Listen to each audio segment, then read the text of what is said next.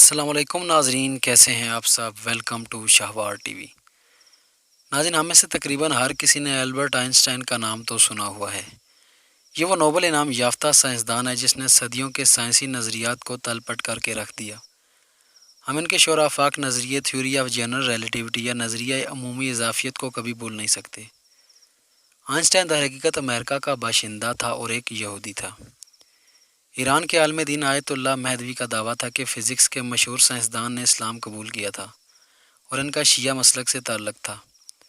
البتہ اس بات کی کسی بھی دوسرے ذرائع سے تصدیق نہیں ہوئی۔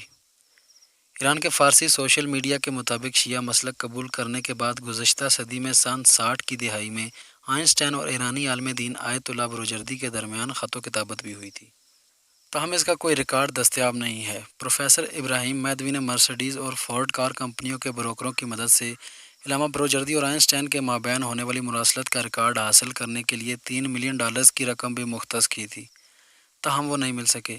بعض شیعہ علماء کے دعووں کے برعکس آیت اللہ بروجردی کے پوتے آیت اللہ علوی کا کہنا تھا کہ ان کے دادا اور فزکس کے مشہور جرمن سائنسدان کے مابین تحریری مراسلت نہیں ہوئی، بلکہ ان کے دادا ایرانی سائنسدان ڈاکٹر اسابی کے ذریعے ان تک اپنے زبانی پیغامات پہنچایا کرتے تھے، اور البرٹ آئنسٹائن کے شیعہ مذہب قبول کرنے کے بارے میں کوئی ٹھوس معلومات نہیں ملی۔